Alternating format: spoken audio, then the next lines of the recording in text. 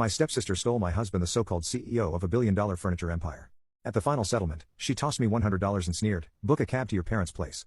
Goodbye." My lawyer burst out laughing. Because the real CEO was. Part 1. My name's Rachel, and I'm 37, living in the heart of Atlanta, Georgia, where the city hums with ambition and opportunity. I share a sleek, company-owned condo with my husband, Lucas, in a high-rise overlooking the skyline. We both work for Brooks Construction, a powerhouse founded by my father-in-law that pulls in billions a year, building everything from skyscrapers to sprawling suburbs across the South. I never imagined I'd be here, running boardrooms and crunching numbers for a construction empire. But life has a way of throwing curveballs. Growing up, I watched my single mom juggle 2 jobs, white dressing by day, cleaning offices by night, to keep us afloat in a cramped apartment in Monroe. She taught me to be sharp, to make decisions fast, and to never back down from a challenge. That grit got me through college and into a banking job, where I learned to navigate budgets and investments like a chess game. I loved the thrill of it, the way numbers told a story if you knew how to listen. But when I met Lucas, I thought my story might shift to something softer. Maybe a quiet life as a homemaker, building a family. That dream faded fast. Lucas is the opposite of me in so many ways. He's got this gentle charm, the kind that makes people feel at ease, but there's a fragility to it. Raised in privilege with a silver spoon and a trust fund, he never had to fight for anything. His father built Brooks Construction from a small outfit into a juggernaut, buying out competitors and earning respect for his tough, brilliant mind. Lucas was supposed to follow in his footsteps, groomed to take the helm, but he's never had the stomach for it. One evening, sprawled on our couch watching some mindless reality show, he admitted it himself. "Greater than I'm not cut out to be CEO, Rachel," he said, his voice soft, almost relieved. "I'd just be a figurehead. It's easier that way." I remember staring at him, my heart sinking, wondering how someone could be so content to drift through life. Me? I'm wired differently. Decisions come naturally. I weigh options, trust my gut, and move. My mom used to say I was born with a calculator in one hand and a plan in the other. When I married Lucas, I planned to leave my banking job and focus on us, maybe start a family. But my father-in-law had other ideas. Not long after our wedding, he called me into his office, a wood-paneled room filled with blueprints and awards. "Greater than Rachel," he said, his eyes sharp despite his age. "This company needs someone like you. You've got a head for numbers and a spine to match. Work with us." I hesitated, picturing the quiet life I'd imagined. But the challenge in his voice hooked me. I said yes, and that choice changed everything. At first, I was just another employee learning the ropes, construction timelines, contracts, labor costs. But my father-in-law saw something in me. A few months in, he started inviting me to board meetings, asking for my take on deals or budgets. The board, a group of gray-haired men used to running the show, raised eyebrows at the founder's daughter-in-law sitting at the table. I could feel their skepticism, like I was some outsider crashing their club. But I didn't shrink. I'd spent years in banking, analyzing risks and spotting gaps others missed. So I spoke up, offering ideas on streamlining costs or negotiating better supplier deals. Slowly, their frowns turned to nods. They started seeking my input, even deferring to me on big calls. Lucas, though, was barely there. He was a board member by title, but he'd skip meetings, claiming they were too technical or that he had other stuff to do. The board didn't bat an eye. His dad's legacy gave him a free pass. One night, I came home from a marathon meeting, my head buzzing with strategies, and found Lucas sprawled on the couch, flipping through channels. "Greater than, why didn't you show up today?" I snapped, dropping my bag. "You were supposed to be part of this." He didn't even look up. "Greater than, you've got it covered, Rachel. They listen to you, not me." His tone was casual, like it didn't matter. I stood there, frustration bubbling, wondering if he even cared about the company, or us. That moment stuck with me. I started to see the cracks in our marriage, the way his indifference bled into everything. I threw myself into work, driven by the need to prove I belonged. Not just as the founder's daughter-in-law, but as someone who could steer the ship. My father-in-law became my mentor, teaching me the ins and outs of the business, how to read a room, when to push, when to pull back. I loved it. The rush of making things happen, of seeing my ideas turn into real growth. But with every step I climbed, Lucas seemed to slip further away. And I couldn't shake the feeling that something was about to break. Work became my anchor, the one place where I felt in control. By the time my father-in-law retired, I was running point on major decisions at Brooks Construction. The board leaned on me, asking for my take on acquisitions, labor disputes, even marketing campaigns. I'd walk into those meetings with a stack of notes and a plan. My old banking instincts kicked in, numbers don't lie, and I knew how to make them sing. Our sales climbed, profits grew, and I felt a fire in my chest, like I was finally doing what I was meant to. Growing up, I'd watched my mom scrape by. And now I was leading a company that employed thousands, people with families who counted on us. That responsibility drove me. Kept me up at night, sketching out ways to make the business stronger. Lucas, though, was a ghost. He'd show up at the office some mornings, all pressed shirts and easy smiles, but by lunch, he was gone. I'd find him at home playing video games or napping, as if the company his dad built was just a hobby. I tried talking to him, hoping he'd step up, especially after his father stepped down. "Greater than, Lucas, this is your legacy," I'd say, my voice sharp with frustration. "Don't you want to be part of it?" He'd shrug, that same maddening shrug, and mutter, "Greater than, you are doing fine without me." It stung. Not just because he was opting out, but because it felt like he was opting out of us, too. Our conversations dwindled to small talk. Weather, groceries, nothing real. I'd lie awake at night, staring at the ceiling of our condo, wondering how we drifted so far apart. Then my stepsister, Camilla, blew into our lives like a storm. Camilla's 3 years older, charisma and sharp edges. We grew up under the same roof after my mom married her stepdad, a gruff man who never stuck around long. Camilla learned early to charm her way through life, always chasing something bigger, fancy clothes, rich boyfriends, a life that screamed success.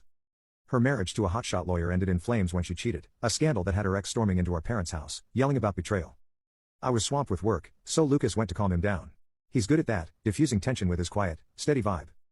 Camilla was all praise afterward, calling me to gush. Greater than your husband's amazing, Rachel. Handled that guy like it was nothing. I brushed it off, too buried in spreadsheets to think much of it. But Camilla saw Lucas differently after that. To her, he wasn't just my laid-back husband. He was the heir to Brooks Construction, a golden ticket. She didn't know he was barely involved, that his executive title was a courtesy from his dad. Camilla's always been drawn to wealth. Her ex's high salary wasn't enough to keep her loyal, but it was why she married him. Now freshly divorced and drowning in alimony payments, she was on the hunt again. You can click on share more to see if there is a part 2. I didn't see it coming. I was too caught up in board meetings and growth projections to notice the way she started lingering around Lucas, laughing too loud at his jokes, texting him about catching up. One evening I came home exhausted, my head spinning from a day of negotiating a new contract. Lucas was waiting in the living room, his usual easy grin gone. "Rachel, we need to talk," he said, his voice heavy. My stomach twisted. Lucas never sounded this serious. I sat down, bracing myself. "Camilla is pregnant," he said, looking at the floor. "It's mine. I want a divorce." The words hit like a punch, knocking the air out of me. Pregnant? Divorce? My mind reeled, trying to piece it together. Camilla, my stepsister, who'd always chased what wasn't hers. Lucas, my husband, who'd barely cared enough to show up for work, let alone our marriage. I wanted to scream, to demand answers, but all I could manage was, "When's she coming to talk about this?" He mumbled something about her visiting on my next day off. I nodded, numb, already knowing I'd need to face this head on, just like everything else. The days after Lucas's bombshell felt like wading through fog. I went through the motions at work, leading meetings, signing off on deals, but my mind kept replaying his words, "Camilla's pregnant. I want a divorce." It wasn't just the betrayal that stung. It was the absurdity of it. Camilla, who'd always chased shiny things, had set her sights on Lucas, thinking he was some big-shot CEO. And Lucas, too spineless to say no, had let it happen. I felt like an idiot for not seeing it, for letting work blind me to the cracks in my life. I knew I had to protect my place at Brooks Construction. If I was divorcing Lucas, I'd be just another ex-daughter-in-law, and I couldn't risk losing the role I'd fought for. The next morning I drove to my in-laws' sprawling estate outside Atlanta, my nerves jangling. My father-in-law was in a study, surrounded by old photos and construction plans. I told him everything: Lucas's affair, Camilla's pregnancy, the divorce. My mother-in-law, hovering nearby, gasped, her eyes lighting up at the mention of a grandchild. But one sharp look from my father-in-law silenced her. He leaned back, his face unreadable, then smiled. "Rachel, you're the heart of this company," he said. "I don't care what Lucas does. You keep running things. I'll handle him." Relief washed over me, mixed with a pang of sadness. My father-in-law valued the business, his legacy, over his own son. But for me it meant I could keep my purpose, my place. When my day off came, Camilla showed up at our condo, all smug confidence, her designer bag swinging like a trophy. "Rachel," she said, her voice dripping with pity, "I'm so sorry you couldn't have kids. But don't worry, I'll make sure you get plenty of money to start over. Just leave this place." She gestured at the condo like she already owned it. Lucas sat there silent, his face blank as ever. I wanted to laugh at the absurdity. Camilla thought she was stealing a billionaire lifestyle, but she had no idea how little Lucas actually had. I kept my cool, channeling the same focus I used in boardrooms. "Divorce is fine," I said, my voice steady. "But we'll need lawyers to sort out alimony and property. And Camilla, you really think Lucas is the prize you're after?" Her eyes narrowed, but she waved it off, all bravado. "I know it's real, Rachel. Lucas has got everything I need." I bit back a smirk. She thought he was the president, the heir, sitting on a fortune. She didn't know the condo was company property or that Lucas's executive salary barely covered his coffee runs. I let her talk, her arrogance filling the room while I mentally mapped out my next steps. This wasn't just about a broken marriage. It was about protecting what I'd built. And I wasn't letting either of them take it from me. The divorce negotiations were set for the next day, and I was ready. I'd hired a sharp lawyer, Mia, who'd handled high-stakes corporate cases and knew how to keep things fair but firm. We met in a sleek conference room at Brooks Construction, the Atlanta skyline glinting through the windows. Camilla strutted in, acting like she'd already won, while Lucas slouched beside her, his usual indifferent mask in place. I sat across from them, Mia at my side, my heart pounding but my face calm. I'd spent years outsmarting competitors in boardrooms. I could handle this. Camilla started strong, tossing her hair. "Rachel, name your price for alimony. I'll make sure you're taken care of."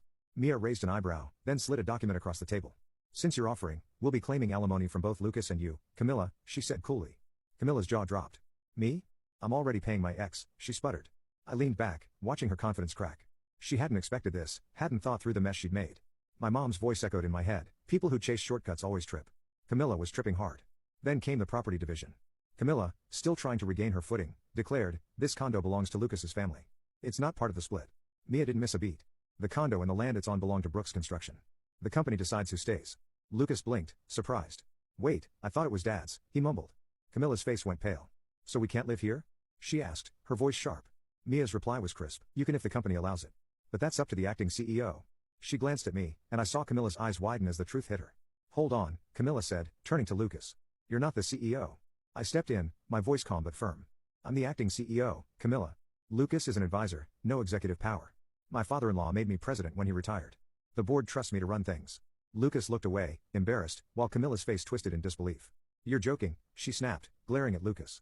You let me think you were the boss. He shrugged, that same infuriating shrug. I almost laughed. Camilla had banked on Lucas being her ticket to wealth, but she'd misread the board entirely. Mia, still chuckling, asked me, can Lucas and Camilla stay in the condo? You can click on share more to see if there is a part 3.